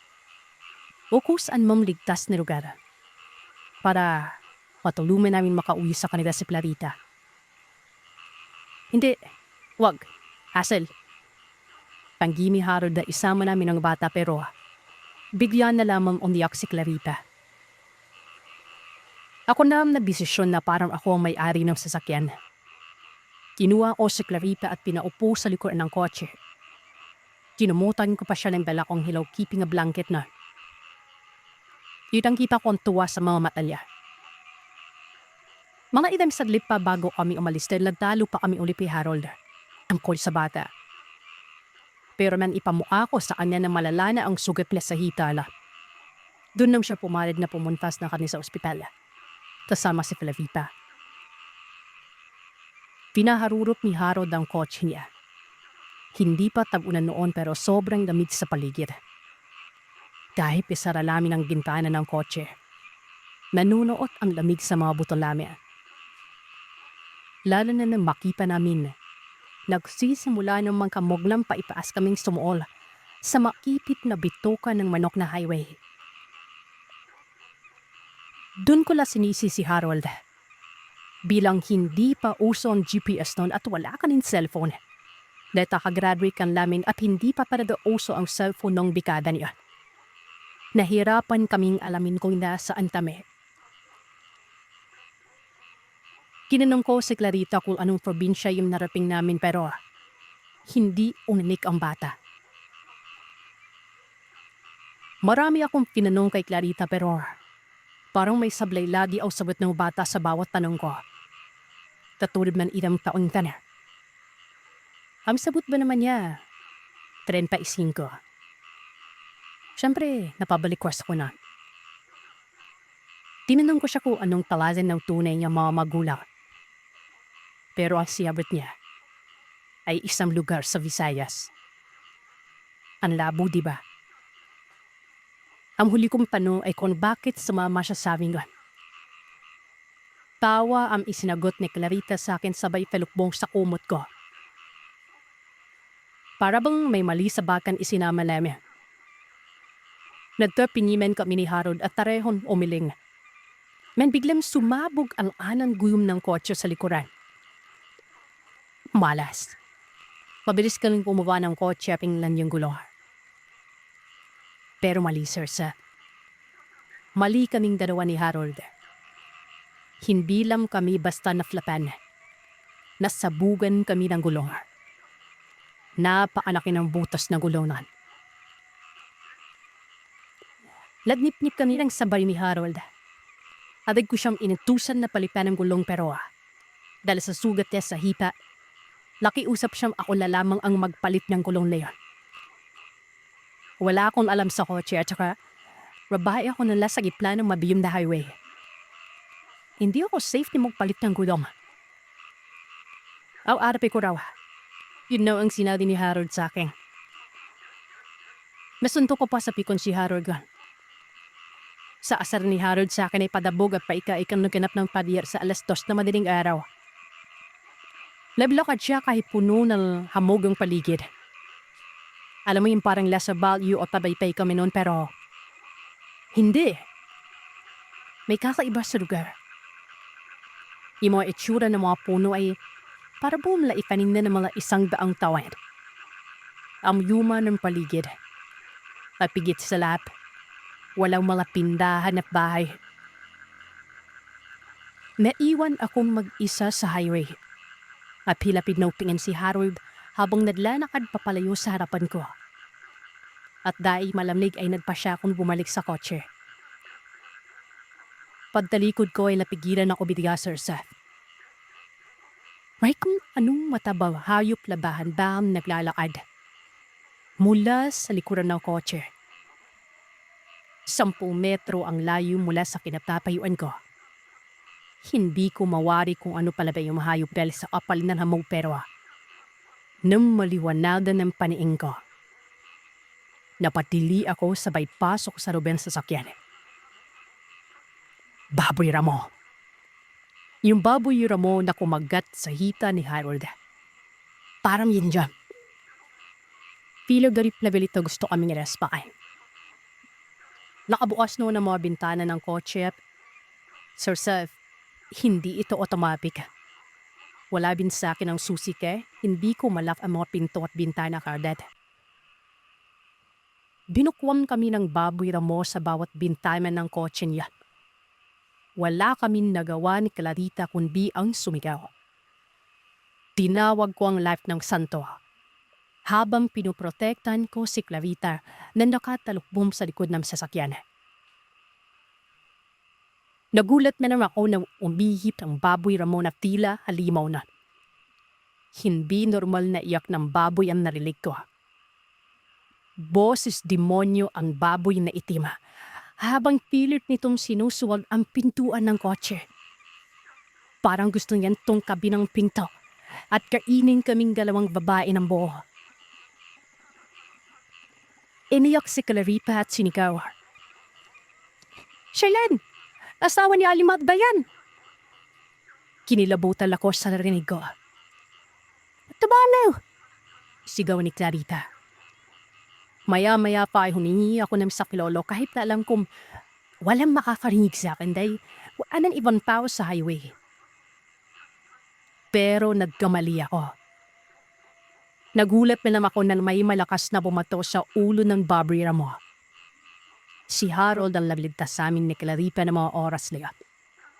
Pinagbababato niya ang baboy habang pinagmumuray pa. Hindi namin alam pero biglang umiwas ang nilalawa. Umatras ito sa gilid ng highway. Mabilis na sumakay si Harold sa kotse at in-start yun. Mabilis tiyang nilap at sila mga bintana. Paglingon ko sa pinalalagyan ng nilalaw ay wala may ipabahay. Lapang nga ani ni Harold na mga ilang minuto pang lumipas. May dumaang kotse. Tumigil ito sa pabimang kotse namin. Laking pasasalamat namin dahil police car po yan. Sa wakas ay may iba rin palang tao sa lugar na yun. Police car. Ikinuwento namin sa police lahat ng mangyari. Tinulungan nila kaming palitan ng gulong ng kotse at pagkatapos ay convoy kami papunta sa pinakamalapit na ospital.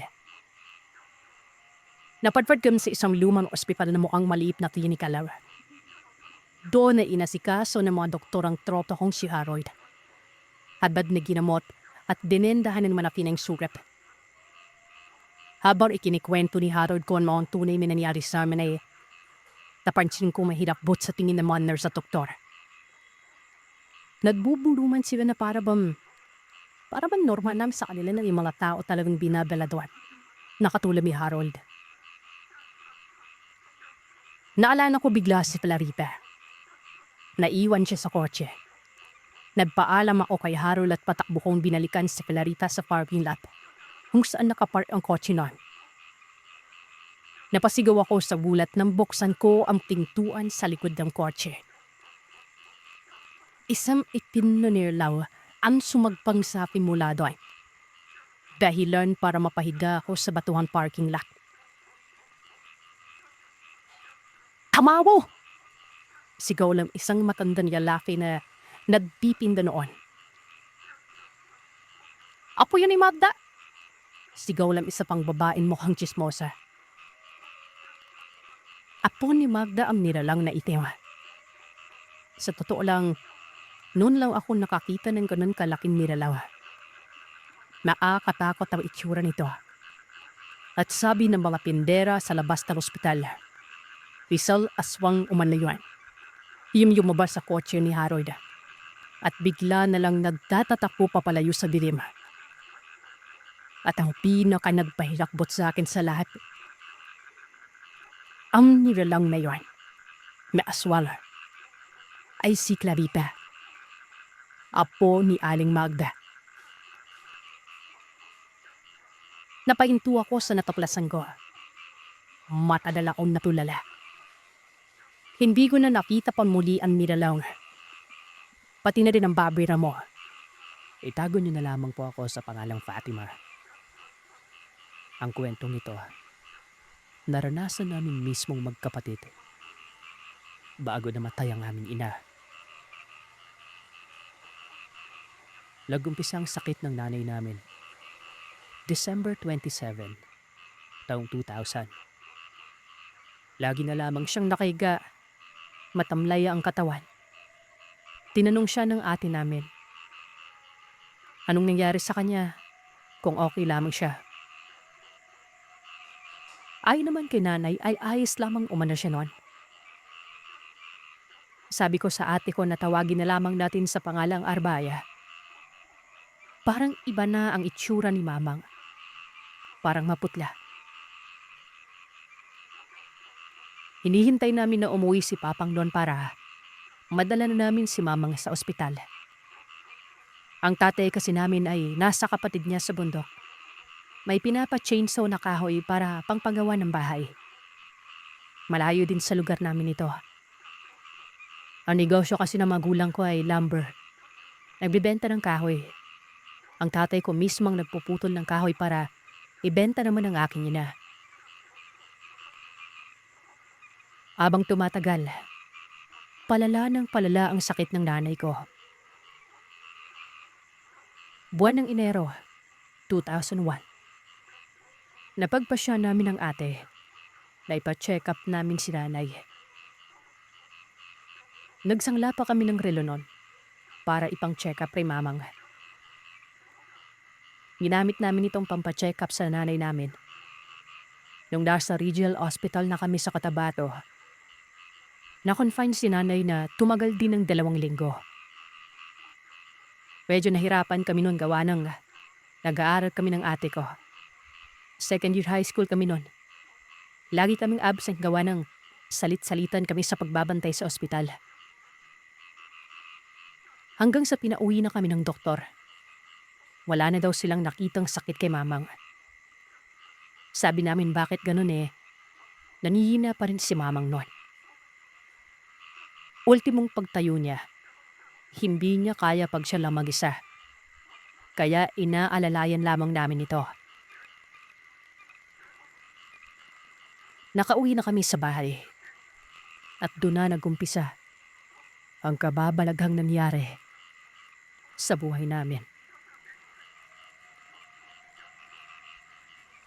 Kinagabihan pagkatapos kumain, nagpapahinga na kami. Mga bandang 8:00 ng gabi yon. Nagtanong si nanay kung ano umano ang nasa likuran ko. Malaki umano ang mata. Sobrang laki nun. Kasing laki umano ng plato. Sa likod umano namin ni ate nun. Paglingon namin wala naman kaming nakikita. Tinanong namin si mamang kung saan banda gawa ng wala Pero siya lang ang nakakakita nun. Nakatingin umano sa kanya ang nilalang. Kinalabit ko ang likuran ng ate ko. Nilingon naman ako ni ate sabay sabing, tumahimik kumano ako. Lumipas sa mga araw, may bigla na lang malaking pusang itim ang nakita naming malapit sa hinihigaan ng nanay namin. Nung una, hinayaan lang namin ito. Pero habang tumatagal, ay lagi na naming nakikita yung pusang itim na yon na dumadating tuwing 6:00 ng hapon. Pinapalis namin, pero hindi umaalis yung pusa. Umaangil pa ito. Nang akmang tatapunan ko ng tubig yon, bigla itong tatalon sa may bintana. Habang tumatagal, Sir Seth, unti-unti na kaming hindi makilala ni mamang. 34 na taong gulang pa lamang si mamang na mga panahon na yon. Pero bigla na lang itong naging oyanin. Noong mga panahon na yun, Sir Seth, may bunso pa kami na mag-iisang taon pa lamang. Nagagatas pa kay nanay yon. Ultimong yon, hindi niya makilala. Nadudalit pa itong si mamang at sinasabihan si Api na padedehin naman yung anak niya. Tapos lagi pa itong nagagalit at sinasabihan kaming abalang araw umano. Magtatanan kami. Yung para bang ibang tao na siya, Sir Seth. Habang tumatagal ay kung anong-ano na ang sinasabi niya. Din na namin naisipan na ipagamot si mamang sa albularyo. Tawagin na lamang natin ang manggagamot na ito sa pangalang Bebe. May ibig sabihin po, lolo sa salitang katutubo ng mga kapatid nating Tiduray. Sabi niya sa amin ng kapatid ko, nabaran umano si mamang. 7 tao umano ang gumabaraw sa kanya. Inggit ang dahilan. At yung isang babae ay naging kaaway umano ni mamang. Pinapahirapan umano nila si mamang nun hanggat hindi umano mauubos ang ari-arian namin. Hindi sila pitigil. Uunpi-unpiin naman nila si mamang. Magiging tawawa umano ito. Hindi na ano sa pagtain ng pagbarang kay nanay. Mahihirapan na umano ang manggagamot. Natanggalin yun gawa ng matagal na umanong nakabaon yun. Pinanong ta kami kung bakit lamang noon kami nagalap ng manggaglamot. Diyan ko naisip ang nakaaway lamang ninalay namin. Ay yung kapitbahay lamang namin na asawa ng Pipo na nanay namin noon. Tsaka Sir Seth, siya lang yung naalala kong nagbibigay ng pagkain sa amin noon. Lumipas pa mga araw. Naisipan namin ipa-check up ulit si nanay sa ospital. Hindi na siya kumakain. Pero ganun pa rin. Walang nakiipang sakit ng doktor. Inuwi na lamang namin si nanay noon. Nilagyan na lamang ng hose ang bungalan ng nanay para doon ang pagkain niya. Sobrang awang-awa kami kay nanay. Lumipas pa ang mga araw. May nakita kaming butas sa likuran ni nanay mo. Sobrang laki nito. Ang nakapagtataka, Sir Zed, noong nakaraang araw lang, pinaliguan ko si Mama nga. Pero wala pa itong butas sa may likuran. Paanong nagkaroon ng ganon? Dagdag ko pa, na bigla na lamang dumami ang kuto ni nanay. Araw-araw po naming pinapaliguan si Nanay Sir Zed. Pero, kimyam nagkadumon sa isang araw na yun. Pabihiri parada, asin hindi ko maapim ang itsura ng nanay namin noon. Bali sa spandang nangyari, Sir Seth, hindi pa nakauwi kabid si Katay. Kaya nung nakauwi na ito, ay nasa doon si questional amin ina. Manghima siya sa nakita niya. Lapatulo ang luwa ng tapay man. Hanggang sa naisipan namin na doon na lamang naming darhin sa nona namin na nanay ng mamang namin noon. Pagkadating doon, pinagamot ulit ito. Ang sabi ay wala naman ng pag-asa ang mamang namin. Hintayin na lamang umana namin kung anong araw siya mamamalama. December 27, 2001. Isang taon. Eksaktong isang taon nang unang makaramdam si Mamang Law sama ng pakiramdam. Pumanaw siya. Sa araw ng pagkamatay ni Nanay Mon, yung palima namin sa magkakapatid, bigyan nilang aray ito ng aray. Umiyak, Sir Seth. Humihingi ito ng tulong gawa ng laminigas umano ang kanyang kamay noon. Mabuti na lamang at naroroon pa rin ang manggagamot. At siya na ang kumamot sa kamay ng kapatid ko. Lumang panahon pala na naninigas ang kamay ng kapatid ko noon. Nakahawak pala ang isang kamay niya sa mga paa ni nanay. Ang sabi ng manggagamot, galit umano yung kaluluwa ng nanay namin noon? Galit umano ang kaluluwa ng namatay. Naroon umano yung pito sa bumarang sa kanya. Kaya galit ang patay noon. Wala ano-ano. Sinabihan niya kami na tingnan umano namin ang paa ng patay. Pagpingin namin noon, ang daming bilog-bilog na pula. Yung parang tinusok ng karayom tapos namuo yung dugo noon. Laroroon yung tita ng nanay ko na napiramay sa pagkamatay ni nanay. Ay na, Sir Seth. Low-needed bin si Nanay Mon. Sobrang bigat umano niya. 10 ang nagbubuhat sa bangkay. Pero bigat na bigat pa rin sila noon. Sabi pala ay baka hindi na yun yung nanay namin. Baka pinalitan naman ng puno ng kahoy. Sabi naman ng iba ay dapat dinaan umano sa bintana para makita umanoong yun po yung bangkay o pinanitan na. Isipin mo, Sir Seth, nagumpisang nagkasakit si Mamang December 27, 2000. Namatay ito. Parehas ng petsa. Isang kawan na yumipas. Teste yan sa lugar namin dito sa may Cotabato.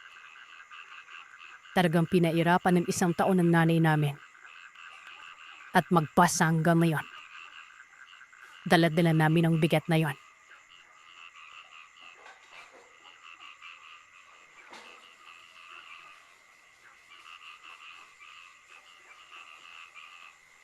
Nakatira ako sa isang lugar sa Agusan. Asan ako? At padabite din ang husband ko. Sa una namin pagsasama, masaya naman. Nung nasa 3 taon na kami ay madami nang nangyari nun. Una, laging nauuna ang kanyang lure sa kanyang pamilya kesa sa akin. Pangalawa, lagi niyang binibigyan yung mga pamangkin niya na malalaki ng katawan. Yung kaya maghanap buhay. Umaasa sila sa asawa ko, Sir Seth.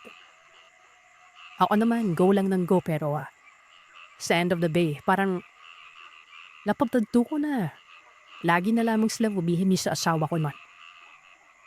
Nakakainita na sinasabihan ko ang asawa ko na magtira para sa amin. Huwag puro biday. Wala kaming anak, Sir Seth. Itago na lamang natin ang pangalan ng asawa ko na Bino. Hindi ako madamot. Mabait ako pero na itong mga pamangkin ng asawa ko, tamad sila, Sir Seth. Tawagin na lamang natin silang Ren at Leon. Noong 2022, gusto kong umuwi sa amin sa Tagum. Kadadawan kasi ang mga magulang ko. Actually, tadaagusan ng asawa ko pero hindi ako taga-Bita talaga. Ayaw akong pauwiin ng asawa ko noon.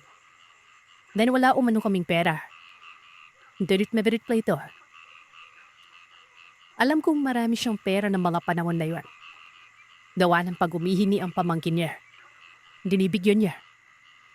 Ako, binsan lang naman ang humini pero ayaw niya. Kaya naman dirit na bilit ako noon. Nakaka-stress, depress, kasi gusto kong mayakap ang inay at pipay ko. Matadala kong hindi nakauwi sa amin noon. May naisip ako na ikakasakit pila-vilad noon. Nawala ang takot ko sa may kapaya. Meron akong kaibigan na may kuya ng mamabarang. Hindi ako nagpatumpik-tumpik.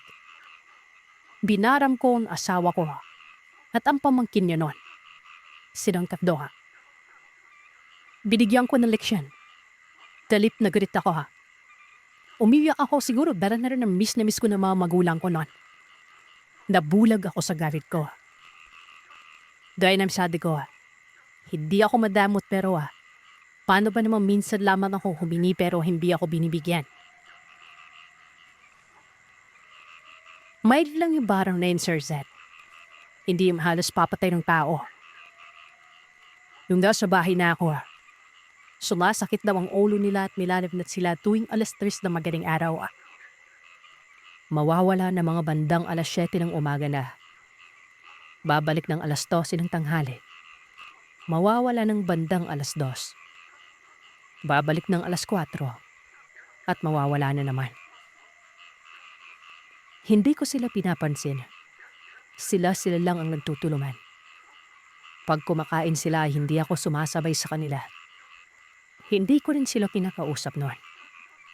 Yung asawa ko, lungkot na. Gawa ng lumalayo ng loob ko sa kanya. Nararamdaman niya na wala na akong pake. Yung tipong magsasaing na lang, para lang sa akin yon. Alas 5 ng hapon, nilalabnat sila. Sobrang init nila noon. Deadma lamang ako noon. Wala talaga akong pake.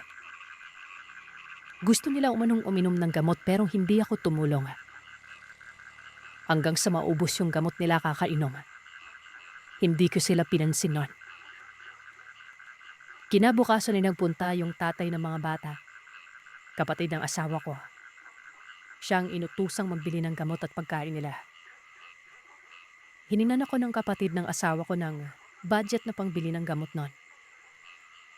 Ang sinagot ko sa kanya, wala naman silang iniwang pera sa akin noon. Nabahala sila. Problema nila yon. Wala akong pakialam. Napasimangot na lamang yung kapatid ng asawa ko. Pero galit na galit talaga ako, Sir Seth. 1 buwan nang nakalipas, kinuha ni Manong Diwa ang kanyang mga anak para doon na sa kanila. Para may kasama daw siya sa bahay nila. Nang kami na lamang ng asawa ko, nangangayayat na ito. Masakit pa rin palagi ang ulo niya. Nagsusuplada pa rin ako noon. Sabi niya sa akin, baka kunin na daw siya na may kapal. Sabi ko naman mabuti sana para makaalis na ako sa bahay na yon. Tinanong ako ng asawa ko kung mahal ko pa ba siya. Diyan ko direktang sinabing hindi na. Galit ang nararamdaman ko sa kanila noon. Inamin ko sa kanya na binarang ko silang tatlo at doon ay umiyak siya ng umiyak. Iniwan ko siya kinabukasan. Nahulog siya sa hagdan pero wala pa rin akong pakinon. Tumayo siya, tinawag ako at sabi niya, "Gang, alis sa diri." O sa Tagalog nun ay pumunta umano ako.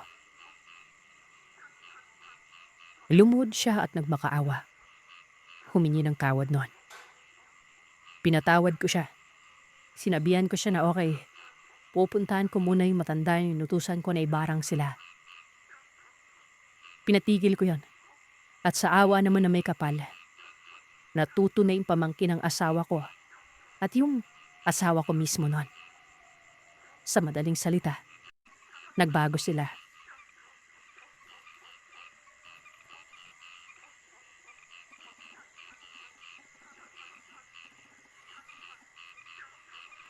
Mapagparang araw sa inyo, Sir Seth. Tawagin niyo na lamang po akong Sheila at ang aking asawa, si Popo.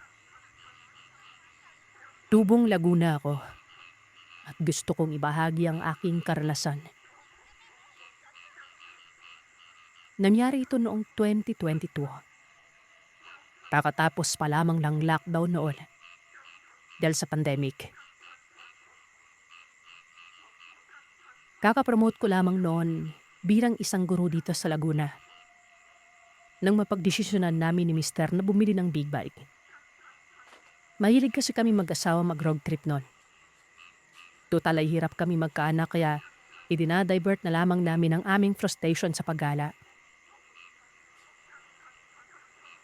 Nung isang selebrasyon ng Pasko, napagdesisyonan namin na pumunta ng Baguio para mag-celebrate ng Pasko namin gamit ang naipundar naming Kawasaki Dominar.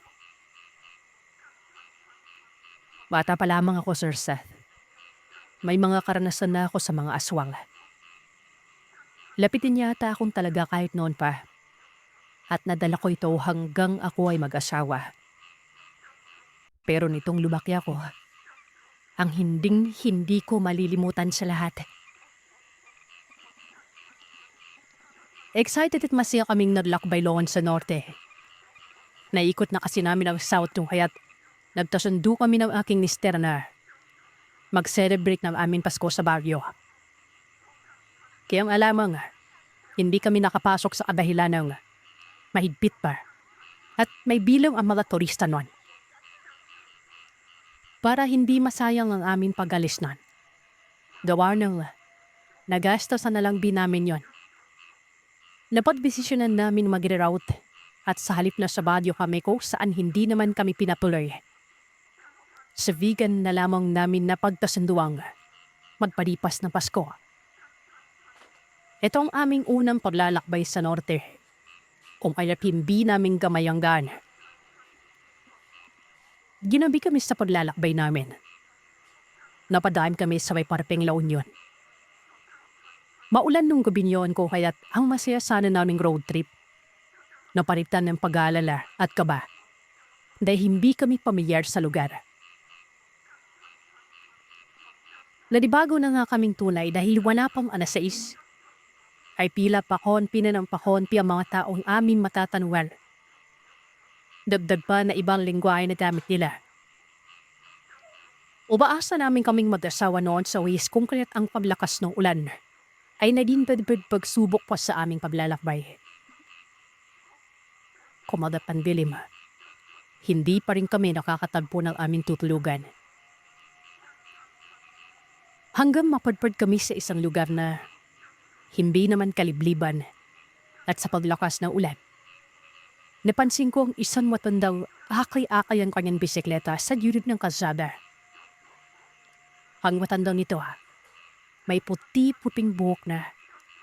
Nakaramdam ako ng awa pero pinawi ko ang pagpansin sa kanya dahil ako nang nabigyan ng task ng aking mister na maghanap ng inn o mini hotel kung saan kami magpapalipas ng gabi noon.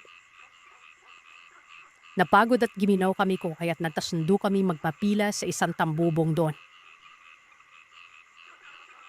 Takang-taka ako gawa ng big break ang dala namin. Wala namang trapiko. Pero nakita ko pa rin na limampas ang matandang nakita ko noon sa palsadang kinahihintuan namin. Ipinag sa walang bahala ko ang aking napansin at naghanda ng muli sa pagpila ng ulan. Nadaanan namin muli yung nakita kong matanda. At sa pagkakataong ito, nakaramdam na ako ng takot at kakaibang kilabot. Paramdamin talaga ako, Sir Seth, kaya hindi na ito bago sa akin. Ilang kilometrong muli ang layo, nakaramdam na ako ng gutom. Napagbisisyonan namin kumain sa isang karinderya. Ilang kilometro ang layo sa pinigilan namin noon. Magkahalong antok at gutom na ang aming nararamdaman. O kaya't ang pagiging mapili ko sa amin tutuloy ay kinalimutan ko muna. At pumayag sa isang mini-inn na nakita ni Mister o saan hindi kalayuan sa karinderya ang aming kinakarinan. Nagpipili na kami ng pagkain. Metaka ako noon. Nakita ko na naman yung matandang lalaking nakita ko kanina. Silbang lingwaye. Humingi lamang ng tubig habang kumakain ng pagkain baon nito. Medyo nawirduan ako dahil amo at pinbera sa karinderya yun. Nagbubulungan. Ibang wika din. Na hindi naman naming maintindihan dahil iba naman talagang lingwahe nila sa lugar na yun. Ang nagpatindig ng kalahibo ko at pagkakaroon ng ibang pakiramdam ay ang pagbubulungan ng mga naroroon. Pagod na pagod ang matanda kaya't ang aking pagdiduda ay nakala kong imahinasyon na. Bigap sa wanambahan ako na naman yon. Awasawa ko naman ay hindi mapaniwalain sa mga ganitong bagay. At baka magtalo pa kami kapag binoise out ko kung anong nasa sa loobin ko. Bigad patuloy lamang namin ng pagkain. Pero nakiusap ako sa kanya na bumili ng asin. Ito ay naalala ko sa mga pelikula na napapanood ko. At pati sa mga matatandang nakakasama ko bilang ang ganitong pagkakatawan. Hindi na bago sa akin. Pagkatapos kumain, tumuloy na kami sa aming tutulugang unit. Inayos ko na rin ang mga gamit ko hanggang magdesisyon ako maglinis ng katawan. Pagpasok ko sa palikuran na nasa loob lamang ng inuupahan naming kwarto para sa gabing yon. Nararamdaman kong may naninilip sa akin sa bintana. Bukod doon ay dinig ko ang kalusko sa parting yon ng palikuran. Yung una, ayokong lingunin ang dakong yon. Pero hindi na ako nakatiis dahil iba na ang pakiramdam ko. Para bang nilalagnat na ako sa init na nararamdaman ko noon. Paglingon ko, Sir Sam, kitang-kita ko ang mapupulang mga mata ng kung anumang nilalang na nanunubok noon na manilip. Mabuti na lamang at alerto ako dahil binaon ko talagang asin sa kwarto. Isinabay ko ito sa maitim na nilalang na yon. Pagkasabay ko, sinadya kong sabihin sa kanya sa wikang Ingles na kilala ko siya at nakita ko siya kanina lang. Dali-dali akong tumakbo sa asawa kong nung mga sandaling yon ay nanonood ng telebisyon. Sa buong magdamag ay hindi natapos ang nakakatakot na karanasang yon dahil dama kong hindi pa kami nilulubayan noon. Mahirap sa akin ang pagtulog noon. Hindi maalis na balintataw ko ang itsura ng nilalawa. Sa awa ng may likha, nakalabas naman kami sa lugar na yun na maayos at nakauwi ng ligtas.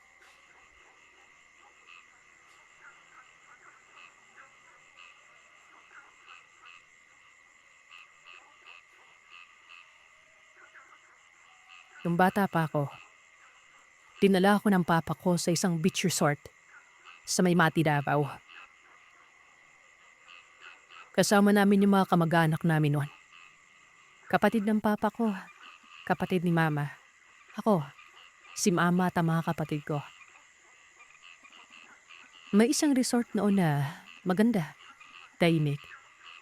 Hindi kilala sa may mati gawa ng liblib kasi ito ng mga panahon na yon. Dalawa kami magkakapatid, puro babae. 4 na araw kami doon. Family bonding. Nung gumala ako kasama yung tita ko na kapatid ni Papa, ay isang bundok doon na hindi naman masyadong malayo sa cottage namin. Ay bahay doon. So ako bilang makulit, pumasok ako gawa ng walang tao doon. Pero sobrang baho ng bahay. Parang hindi nililinisan. Pero maganda yung disenyo. Kulang-kulang kalahating oras, bumaba na kami gawa ng kakain na. Ang sabi ng isang taga-pamahala doon, kung sakaling may mga lalaki umano na magtatanong sa amin, maitsura at kasama ang mga magulang nila, hindi daw dapat kami sasagot ng tama noon. Kumbaga, dapat ay hindi namin masasabi yung mga personal naming pangalan, personal na impormasyon. Kung taga saan kami at ilang taon. Or kung may kasama pa ba kaming iba nun. Sa madaling salita, dapat kaming magsinungaling nun. O hindi namin sasabihin ang kumpleto naming impormasyon. Higit umano sa lahat, pag nag-offer umano ng gatas at biko, huwag umano naming kainin gawa ng may mangyayari umanong hindi maganda. Umuo naman si Papa noon. Mula 6:00 ng umaga hanggang 4:00 ng hapon lamang kami pwedeng magbabad sa dagat noon. Bawal na umanong gumala-gala sa lugar na liblib at bawal lumampas sa bahay na nakatungtong sa bundok. Iba na daw kasi nagmay-ari doon. Doon naalala ni Papa na kami nga ni tita ay doon pumunta kanina. Sinabi naman ng tita ko na pumasok nga ako at nagsabi pa na mabaho ang lugar. Pinagsabihan ako ng manager ng resort na hindi daw pwede doon. Humingi naman ako ng tawad noon. Lumunang tulog namin. Aris naman. Walang nangyari. Umabot ng 2 araw na normal kami noon. Pero noong nasa 3 araw na kami, mga bandang 3:00 ng hapon, may pumunta sa amin sa cottage na mga tao. Parang sa itsura nila, parang yun din sinabi ng manager sa resort. Take note, sir. Private resort yun. Pero bigla-bigla na lamang umano sisipot yung mga tao na yun. Na hindi nila alam kung saan dumaan. Kahit na may security guard doon sa lugar.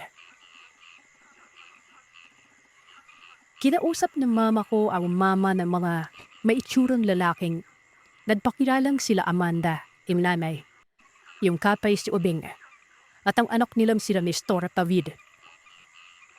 Nabibenta sila ng kakanin. Bumili si Papa. Nakalimutan ni Papa yung bilin ng manager. Maya-maya ay may lumapit sa amin na staff ng resort. Dali-dali namang umalis yung mga nabenta ng kakanin na yun. Labitingon din namin ito. Nawala sila bigla. Bandang 7:00 ng gabi. Nakalimutan ni Papa yung lakanin. Napakain na kami ng dinner nun. Umunta na sa room namin. Di na naalala ni Papa ang kakanin na yun. Kuunin sa naita ni Papa. Nagdala siya ng kutsilyo na maliit. Malayo yung room sa cottage ng time na yun. Tersama ni Papa yung kapatid ni Mama na tomboy.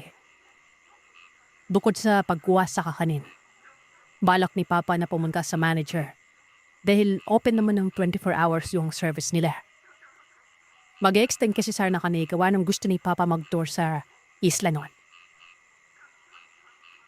Nang pumunta sila sa capture set. Yung kakanin, latamaan pala ng kalamansi na may suka yun at asin. Kumakain kasi kami ng instant kinilaw nun. Umiba o mano ang itsura ng kakanin nun. Loud karoon ng buhok. May uod at ang baho o mano. Hindi namin namalayan nung tapos naming kumain na natapunan pala ng kinilaw dun sa plato yung kakanin na ito. Maya-maya, yung isang guard, tuwatakbo kay Papa na sinisigaw. Humihingi ng tulong yung bodyguard na yon. Dahil may namataan siyang malaking aso at may malaking ibon sa puno ng mangga. Sa likod mismo ng kwarto na nirerentahan namin nun. Dali-daling kumuha si Papa ng asin at bawang nun at pinagay sa bulsa ng tita ko. Nagkagulo na sa resort na ito. Isa lang yung gwardiya. Alas 9 ng gabi ay nawala si nagawa ng aling kay Papa. Kumuha umano'y manager ng buntot ng pagyapasin. Pinasokin sa balbe. Nagtipon-tipon sila sa labas kung sakaling sumalakay. Danaban daw sila. Pero nawala umano ang mga yon. Doon na nagkwento ang manager, Sir. Pinapakot daw kasi sila ng mga nilalang niyon. Daw naman yung kitong may-ari daw ng resort. Itong mga aswang na ito. Pinalayas daw sila doon.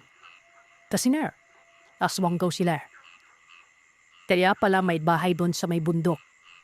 Sa kanila pa na yun. Dudod pa ng manager. Namatayan umano ng anak ang mag-asawa na ito. Dahil pinapatay umano ng bumili ng resort doon. Kaya nananakot o nanggugulo ang mga nilalang layat sa mismo lugar. Kaya napadaran si Papang gumalik sa kwarto dahil sa nangyari. Kinabukasan, wala nang extend. Ilulipat na naman kami ng ibang resort. Nawan ng ganong klaseng kabawal again. Mabuti na lamang at hindi namin nakita ang mga yon. Sabi kasi ni Papa, ang papanik tumano ng mga mukha. Uh,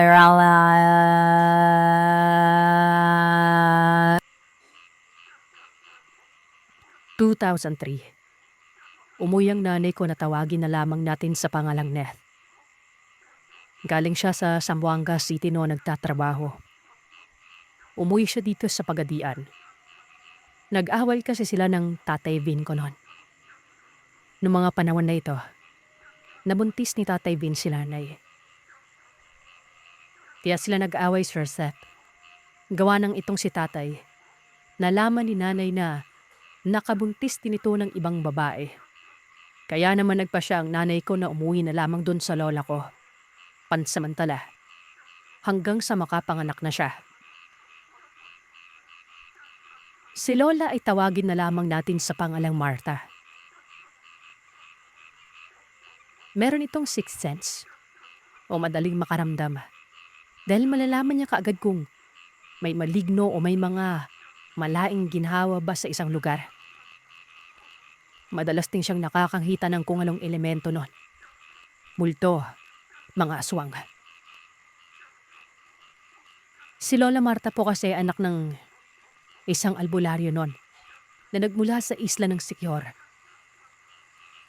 So ayan na nga, na malagi muna si nanay sa bahay ng aking lola sa Pagadian. Hanggang sa dumating na yung araw ng kanyang kapanganakan. Buwan ng Mayo, taong 2004. Araw pa ng eleksyon. Isinilang ako ng aking ina. Maghahating gabi na. Lung gabi na yun ay kumuha sila Tita Belen ng isang tagapanganak o mananabang kung tawagin sa amin sa Mindanao. Yun bang parang isang nurse na tumutulong may labas ang sanggol nun. Nasa mga 50s na umano yung babaeng na kinuha nila. Maayos naman daw ang itsura ng ginang. Sabi ng Tita Belen ni nanay. Nabalitaan niyang magaling daw magpaanak ang ginang na ito. Kaya naroroon din ang pita ni nanay ng mga panahon na yun kasi close sila ni nanay. Nung gabing yun, nagdududa umano si Lolo. Stepfather naman ni Nanay. Natawagin na lamang natin sa pangalang Lolo Dodong. Nagduda siya gawa ng napakalansa umano ng amoy ng ginang na kinuha nila. Naanimoy parang galing sa pagkatay ng kung anong karne ng hayop nun. Wala kasi si Lola Marta ng mga panahon na ito. May binibili kasi siya nung mga panahon na yan kaya hindi siya nakauwi nun. Kaya naman hindi kaagad nalaman nila Lolo Dodong na yung mananabang na kinuha ng tita Bili ni Nanay, may sikreto palang tinatago. Nagsimula ng mga anak si Nanay. Mabilis naman mano akong lumabas kahit na napakalaki ko nun. Ang ipinagtataka lamang nila ay kung bakit naglalaway yung ginang habang nakahawi sa tiyan ni Nanay nung nagsisimula pa lamang si Nanay na umere. Kaya pagkalabas ko ay dali-dali akong kinuha ni Lolo Dodong sa kamay ng ginang na yon. Inilagay sa duyan para patulugin. Habang natutulog daw ako sa duyan, napansin nila na yung ginang nakasakasama lamang nila kanina. Biglang umalis ng walang paalam. Sakto namang kakarating lamang ni Lola nun. Pagkarating ni Lola, may naramdaman itong kakaiba. Kitang-kita niya yung ginang noon sa may labas, yung mananabang. Nasaan yung aswang na umano? Dali-dali silang tumakbo papunta sa akin. At doon ay nadatnan nila ang isang malaking itim na pusa na nakapatong sa akin nun, habang nakabuka yung malaki niyang bunganga. Yung bunganga umano niya ay parang sa sobrang laki na magkakasya umano yung isang bunga ng yog. Abad naman yung sinabuyan ni Lola Marta ng langis o lana, na siya namang napaso ang nilalang na natamaan nito. At agad itong lumugdag sa nakabukas na bintana at tumakbo papalayo. Ayon kay Lola Marta, kilala niya umano yung ginang na yon. Lahat ng sanggol na napaanak noon ay naging biktima niya. Maliban umano sa akin, lahat ay patay. Malusob umano akong bata nung nilabas pero biglaan na naman akong naging masakipin at nalayayat pero Devan pa man, hindi naman umano nawala ang angkin kong kagwapuan. Laks. At iyan ang kwento ng aswang para sa araw na ito. Salamat sa inyong pakikinig. Huwag kalimutang mag-iwan ng komento at sabihin sa akin kung ano ang inyong naisip. Hanggang sa susunod na kwento, matulog kayong mahimbing kung kaya ninyo.